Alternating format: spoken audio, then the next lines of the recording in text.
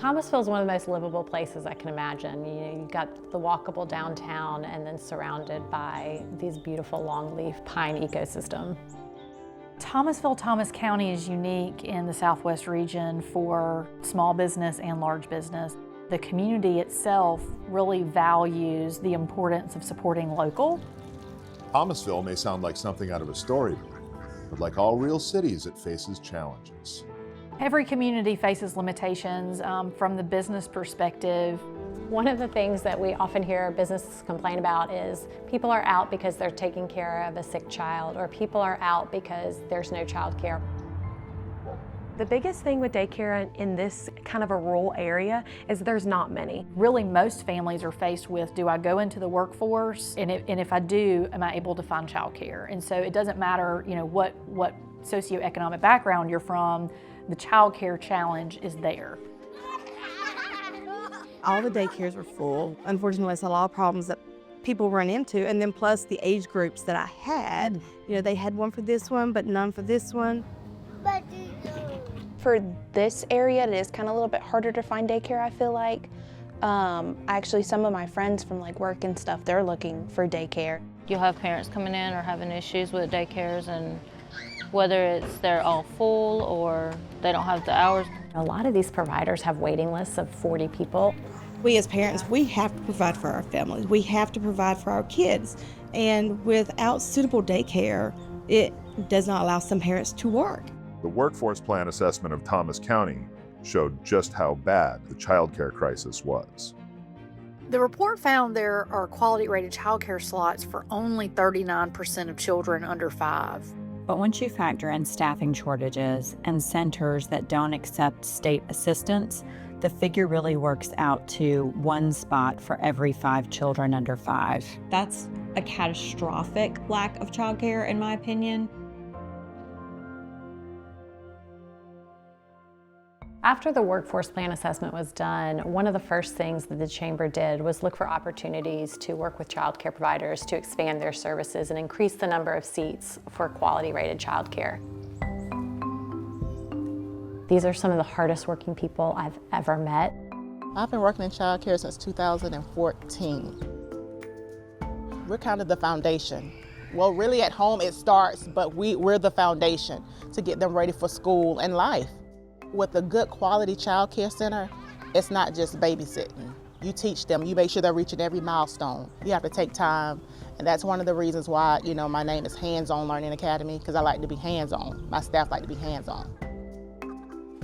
When we are looking at early care and learning, we're really looking at what is the foundation that our future community, our future leaders and workforce and citizens, what type of nourishment are they receiving? As a parent, a good child care center usually includes heart, and by that I mean somebody who cares about the children, not only cares about their well-being, but cares about their education, their health, and their feelings. They teach them the days of the week, the colors, the shapes. I've come in here when they've had their dance moments. They teach them with fun. Of our child care providers, we have 4 that are center-based providers, and we have 5 that are in-home providers. You gonna say hey? Many of these women have been offering child care for many, many years. They have huge amounts of experience in caring for children. He's not gonna go outside with you. My name is Tanya Simons, and my babies call me Lolly. Me and my husband are known as Lolly and Pops to everybody. To give quality care, we have to know how to educate them. And the toys that we used to play with back in our days were good, but the toys they have now, we understand how the mind works as you connect the toys and play with them. The biggest thing with the developmental side of it is that these kids learn from not only touch, but feeling, watching. She does a little bit of everything. My son, he has a speech delay, and so lately it's just all of a sudden he's just started talking more and everything like that, because we've been working with him at home, she's been working with him here. We always think about, health and food, but a lot of times we don't think about the value of language and communication. And they counted how many interactions between the children we had. We scored off the charts. We needed to have at least 700 words, the adults, we had 2,000. The children had to have at least 800 words, and they had 3,000. Even for parents with high-quality childcare, there were hurdles to overcome. The Urban Institute conducted a study on behalf of the Department of Early Care and Learning. What they found was that parents lacked access to childcare outside of traditional hours. Life is hard already. Then you're trying to juggle life and work. This was a troubling issue that Thomas County needed to address. We saw this kind of innovative grant from the Department of Early Care and Learning. It was called the Decal Expand Grant. The Decal Expand Grant was a $750,000 grant that was awarded to Imagine Thomasville to provide after-hours care for the families in this area. Which is very specific. It's after 6 p.m. and before 7 a.m. The Decal Expand Grant uncovered a hidden need that we maybe weren't aware of, which is that people's careers are limited if they can't find childcare outside of those traditional 9 to 5 hours. At night, I am the director where I work, so I have to work certain hours, which is like 2 o'clock to close. I'm the manager at a smoke shop here in town. So if one of my employees call out sick, normally I don't have anybody else because there's only 3 of us there, sometimes 2 of us there at any time. So sometimes I'd have to pull open to close. It's definitely difficult at night, especially. We were closing at 6, but there were so many calls coming in. Then I'm panicking on trying to find somebody to pick my kids up, trying to find somebody to watch them, you know, sometimes the last minute. Some of the kids that they see were staying home with an 11-year-old brother until 2 a.m. while, you know, the mom or dad was at work. The Decal Grant with the Expand Grant has really helped us offer more opportunities to the community. It's basically childcare early in the morning, later in the evening, so from like 6 p.m. to midnight, and then on weekends. Who is really benefiting right now that we're seeing a lot of hospitality workers, so restaurants, hotels. This grant has allowed some options for some of our hospitality workers to make a little bit more money by working a different shift. I do use Tanya at night. Primarily, I actually go to work at 2. So right around the time some of the ones that are getting off are leaving, mine are coming in to kind of be there. The children don't have to worry about where we're going to go eat night.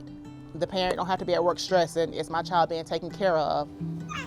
The fact that I do have the extended daycare is great because sometimes I don't get off work till 7, sometimes 8 o'clock. I don't have to worry about my children being somewhere off where they don't need to be. They're with somebody that I trust. Somebody's willing to watch my kids without me having to panic and be in panic mode.